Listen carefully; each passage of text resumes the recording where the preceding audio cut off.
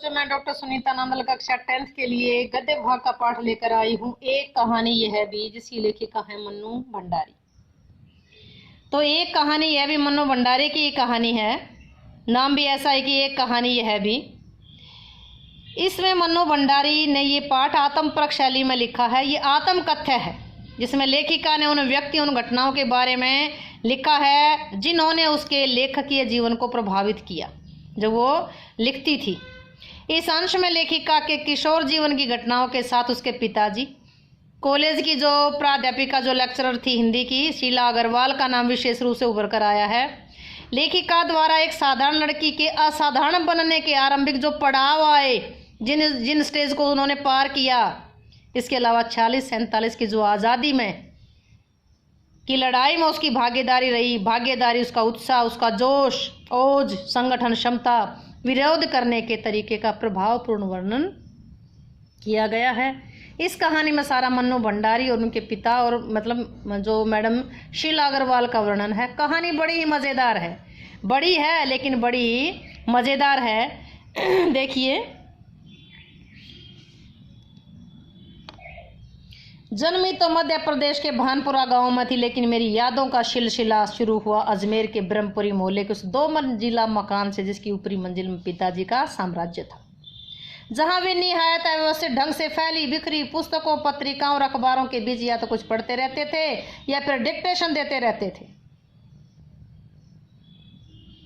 या फिर हमें डिक्टेशन देते रहते थे। डिक्टेशन क्या होता है? डिक्टेशन होता है कि जैसे मैंने शब्द बोला और आपने लिखा, डिक्टेट कर, मैंने डिक्टेट किया और आपने लिखा, जो सुना आपने वो लिखा।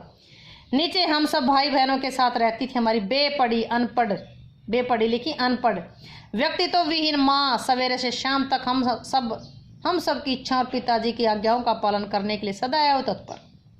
अजमेर से पहले पिताजी इंदौर में रहते थे। क्वेश्चन बनेगा, सबसे पहले कहाँ रहते थे? इंदौर में रहते थे, जहाँ उनकी बड़ी प्रतिष्ठा थी, सम्मान था, नाम था।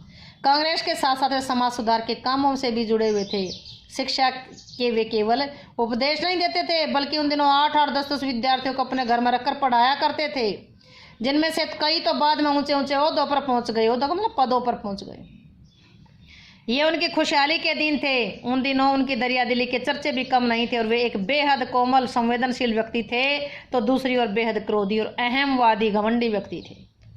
पर यह सब तो केवल मैंने सुना, देखा तो तब इन गुणों के भग्न अवशेषों के ढोते पिता थे। एक बहुत बड़े आर्थिक झटके के कारण वे इंदौर से अजमेर आ गए, जहां उन्होंने अपने अकेले के बलबूते हौसले से अंग्रेजी हिंदी शब्दकोश विषयवार के अधूरे काम को आगे बढ़ाना शुरू किया, जो अपनी तरह का पहला अकेला शब्दकोश था। इसने उन्हें यश और प्रतिष्ठा तो बहुत दी, पर पैसा नहीं। शायद गिरती आर्थिक स्थिति ने उनके व्यक्तित्व के सारे सकारात्मक पहलुओं को निचोड़ना शुरू कर दिया। सिकुड़ती आर्थिक स्थिति के कारण अधिक विस्फारित उनका अहम उन्हें इस बात तक की अनुमति नहीं देता था कि वे कम से कम अपने बच्चों को तो अपनी आर्थिक मजबूरी का भागीदार बनाएं।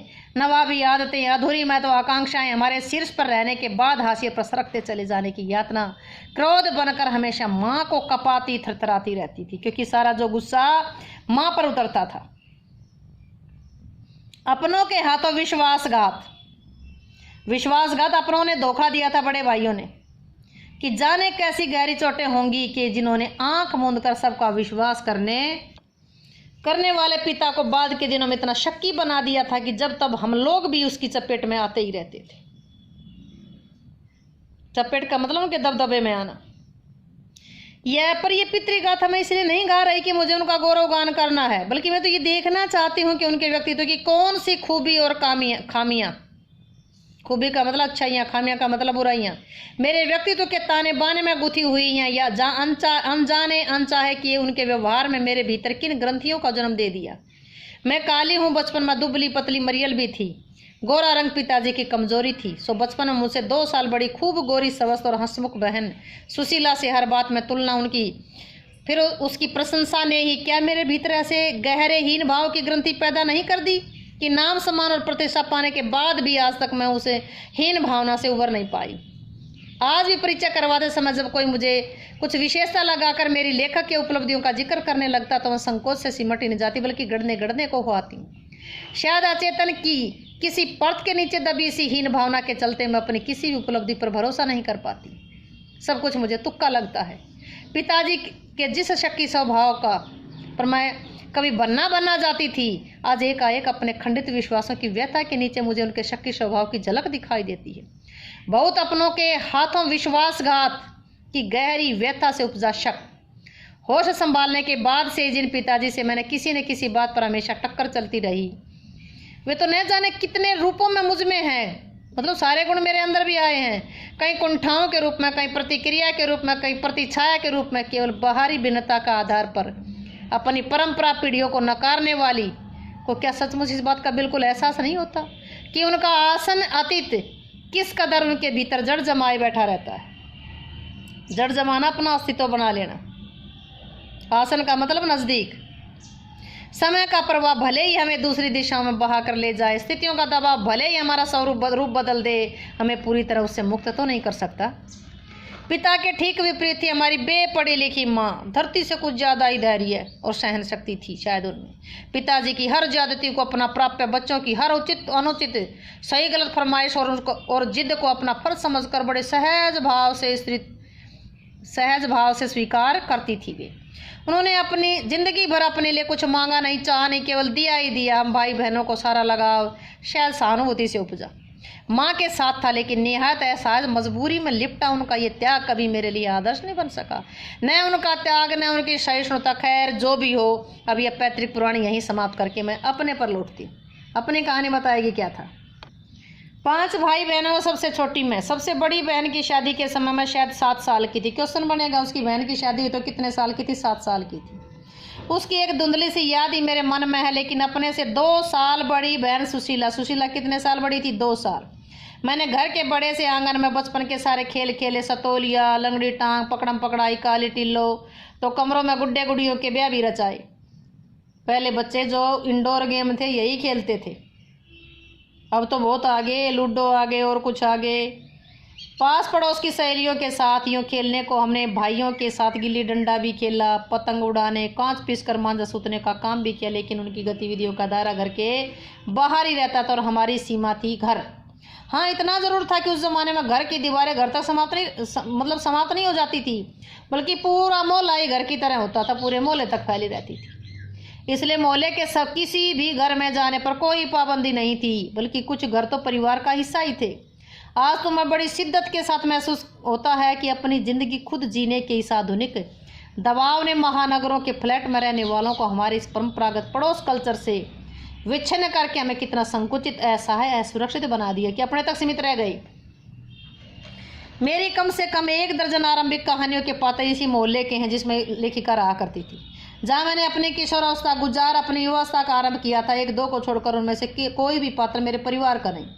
बस इनको देखते सुनते इनके बीच में बड़ी हुई थी, लेकिन इनकी छाप मेरे मन पर कितनी गहरी थी इस बात का एहसास तो मुझे कहानियाँ लिखते समय हुआ। इतने वर्षों के अंतराल में भी उनकी भाव भंगिमा, भाषा किसी को भी धुंधला नहीं किया और बिना किसी विशेष प्रयास के बड़े सहज भाव से उतरते चले गए। उसी समय दास साहब अपने व्यक्तित्व की अभिव्यक्ति के लिए अनुकूल परिस्थितियां पाते ही महाभोज में इतने वर्षों बाद कैसे एकाएक जीवित हो उठे, ये मेरे लिए आश्चर्य का विषय था, एक सुखद आश्चर्य का। उस समय तक हमारे परिवार में लड़की का विवाह के लिए अनिवार्य योग्यता थी। उम्र में 16 साल, शिक्षा में मैट्रिक, जो पहले हो जा कर दो।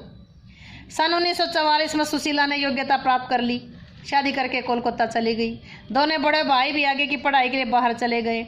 इन लोगों की छत्र छाया के हटते ही पहली बार मुझे नए सिरे से अपने वजूद का एहसास हुआ। पिताजी का ध्यान पहली बार मुझ पर केंद्रित हुआ।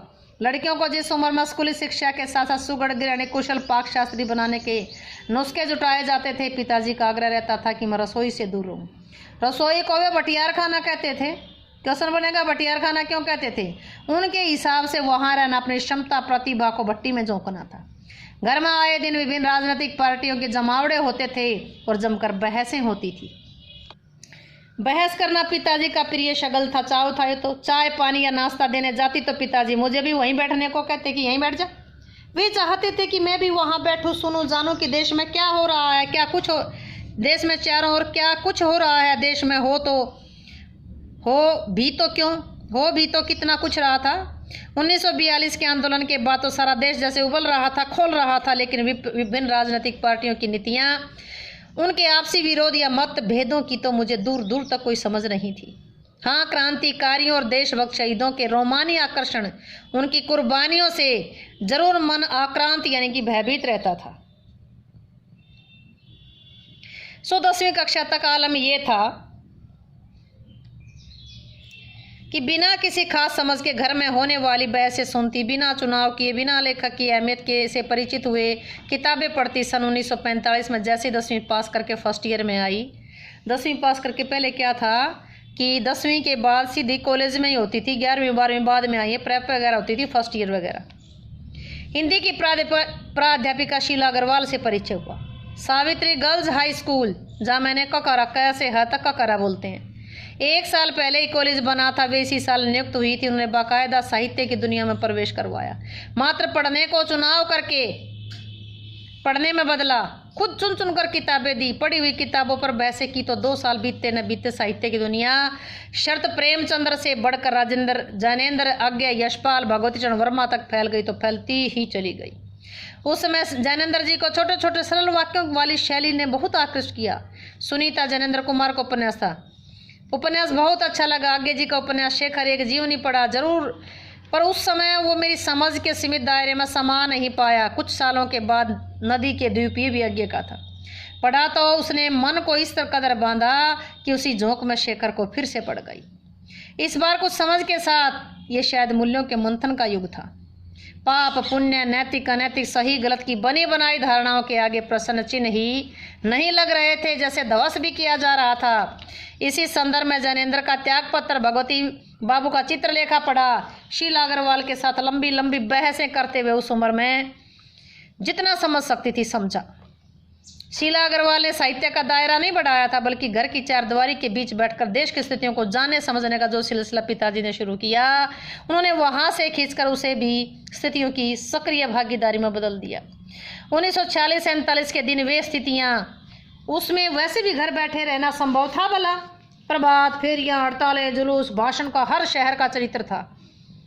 पूरे दमखम जोश खरोश के साथ इन सब में जुड़ना हर युवा की उम्मीद, उन्माद। मैं भी युवा थी। शीला अग्रवाल की जोशीली बातों ने रगों में बहते हुए खून को लावे में बदल दिया था। स्थिति ये हुई कि एक बवंडर शहर में मचा हुआ था और एक घर में। पिताजी की आज़ादी की सीमा यहाँ तक थी कि उनकी उपस्थिति में घर में आए लोगों के बीच उठूं, बैठूं, जानूं, समझूं, हाथ उठा उठा कर नारे लगाती, हड़तालें करवाती, लड़कों के साथ शहर की सड़कें नापती। लड़की को अपनी सारी आधुनिकता के बावजूद बर्दाश्त करना उनके लिए मुश्किल हो रहा था, तो किसी को दी हुई आज़ादी के दायरे में चलना मेरे लिए मुश्किल था। जब रगों में लहू की जगह लावा बहता हो तो सारे निषेध, सारी वर्जनाएं, सारा भय कैसे नष्ट हो जाता है, ये तभी जाना। अपने क्रोध से सबको थरथरा देने वाले पिताजी से टक्कर लेने का सिलसिला तब शुरू हुआ था। राजेंद्र से शादी की तब तक वो चलता ही रहा। यश कामना कहूँ कि यश लिप्सा पिताजी की सबसे बड़ी दुर्बलता थी।